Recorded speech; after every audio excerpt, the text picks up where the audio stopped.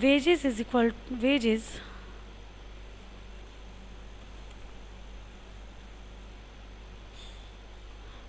total production,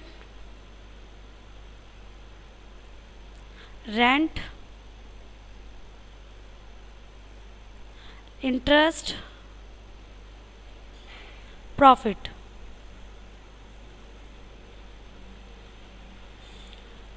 The main feature of the theory is that it lays special emphasis on the relationship between the efficiency of the laborers and productivity.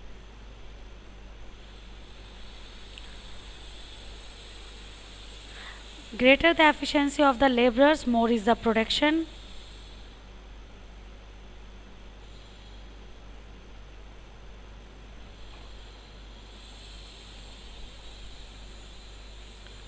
As a result, there is a possibility of increase in wages.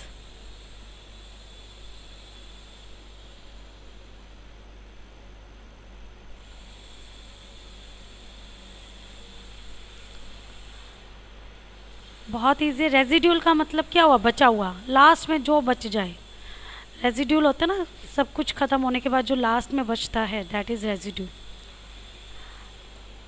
ये theory क्या बोलती है, एक businessman को क्या करना चाहिए, अपने प्रॉफिट में से सारे खर्चों को लेस करने के बाद, प्रोडक्शन के सारे खर्चे, रेंट, इंटरेस्ट, सब कुछ लेस करने के बाद जो पैसा बच जाए ना, वो वेजेस के रूप में दे दो।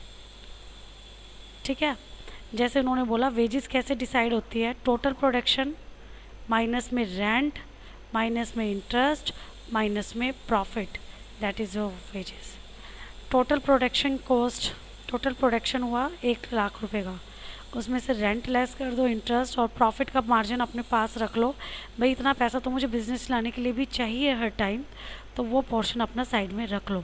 रिमेनिंग जो बचेगा दैट इज़ योर वेजेस। वो ये थ्योरी बोलती है कि इसमें सबसे अच्छी बात सिर्फ एक ही है कि इन्होंने एफिशिएंसी और प्रोडक्टिविटी की बात की है।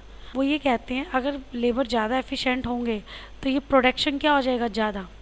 अगर टोटल प्रोडक्शन ज़्यादा होगा तो ऑब्वियसली वेजेस भी क्या होगी, ज़्यादा। फॉर एग्ज़ाम्पल टोटल प्रोडक्शन 10,000 है, ठीक है, रेंट 2,000 है, तो 10,000 माइनस 2,000, इंटरेस्ट भी 2,000 है, प्रॉफिट भी 2,000 है, तो टोटल प्रोडक्शन 10,000 था, रेंट माइनस कर दो, इंटरेस्ट माइनस प्रॉफिट माइनस कर दो, कितना बचा, 10 में से 6 चला गया, 4,000। वो कहते हैं अगर आपके लेबर एफिशिएंट है तो प्रोडक्शन बढ़ेगा तो वेजेस भी ज़्यादा हो जाएगी। अभी मेरी वेजेस 4,000 आई है, अब मैंने क्या किया, प्रोडक्शन डबल कर दिया 20,000, रेंट मेरा वही 2, इंटरेस्ट मेरा वही 2 और प्रॉफिट मेरा 4,000। तो अब क्या हुआ, 20 में से 8,000 को आप लेस करोगे तो आपकी वेजेस कितनी आ गई, 12,000, जबकि वो वेजेस पहले कितनी थी, ओनली 6,000, मतलब 4,000। तो वो ये कहना चाहते हैं कि अगर आपका लेबर एफिशिएंट होगा तो आपका प्रोडक्शन बढ़ेगा जिससे वेजेस बढ़ जाएगी, लेकिन अगर लेबर एफिशिएंट नहीं है तो प्रोडक्शन कम रहेगा, प्रोडक्शन कम रहेगा तो वेजेस भी आपकी कम रहेगी। तो ये वेजेस को किस बेसिस पर डिसाइड कर रहे हैं, ये वेजेस को on the basis of their productivity. वो ये कहते हैं जितना प्रोडक्शन दोगे उतनी वेजेस आपकी डिसाइड होगी। प्रोडक्शन ज़्यादा तो वेजेस ज़्यादा, प्रोडक्शन कम तो वेजेस भी कम। Is it clear? ओके, अब इसको भी क्रिटिसाइज किया लोगों ने, अब इसकी क्रिटिसिज्म करेंगे हम। Criticisms,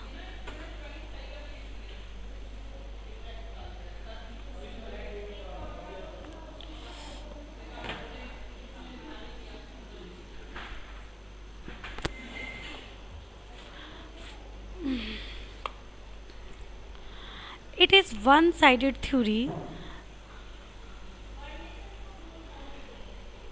as it ignores the influence of supply of labor on wages.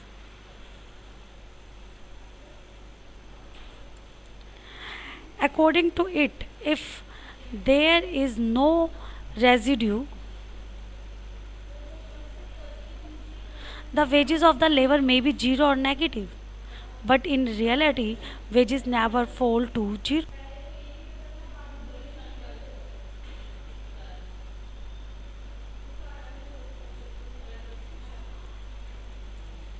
laborers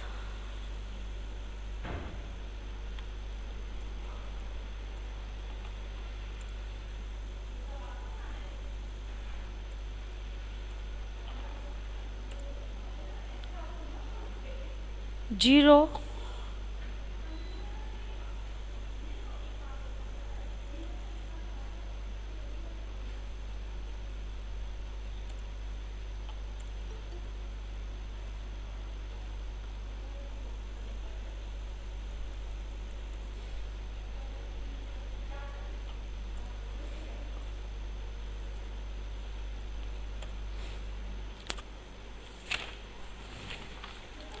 the theory reject the influence of the trade unions.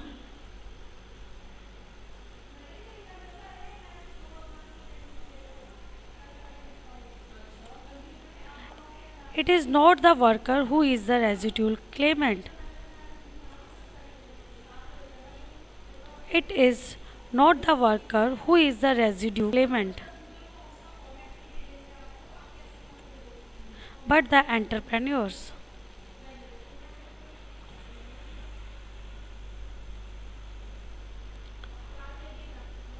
देखो, फर्स्ट पॉइंट वो कहता है कि इस थ्योरी के अंदर एक ही पॉइंट को इन्होंने वन साइडेड थ्योरी है, सिर्फ प्रोडक्टिविटी को लेकर चले हैं ये लोग, प्रोडक्टिविटी एंड एफिशिएंसी को, सप्लाई ऑफ लेबर और डिमांड को इग्नोर किया।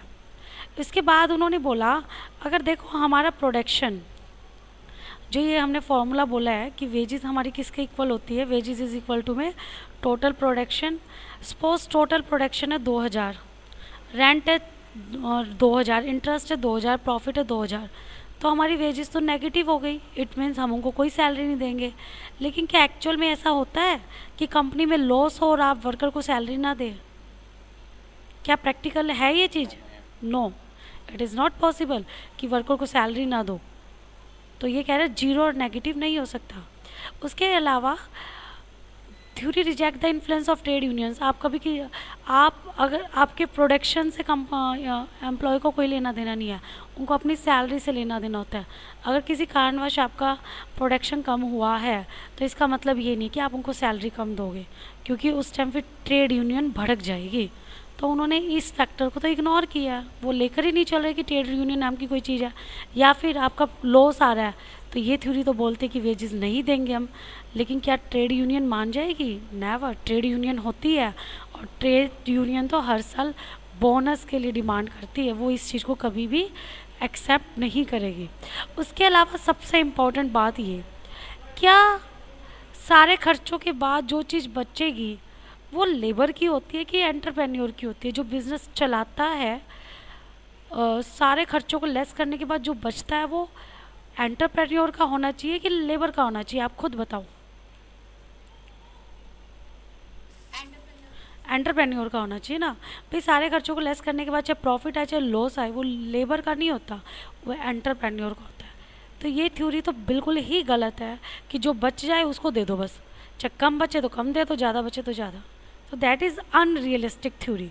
सारी क्रिटिसिज्म कर सकते हो, it's not there is no practical application of this theory, it is unrealistic theory।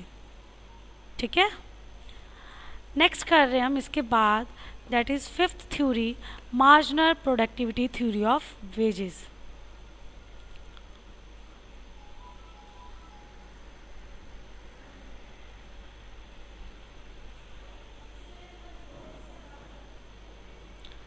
marginal productivity theory of wages।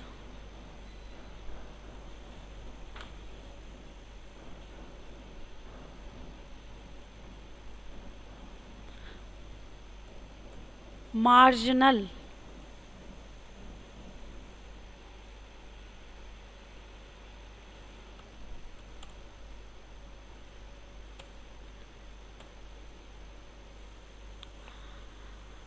This theory of wages is the oldest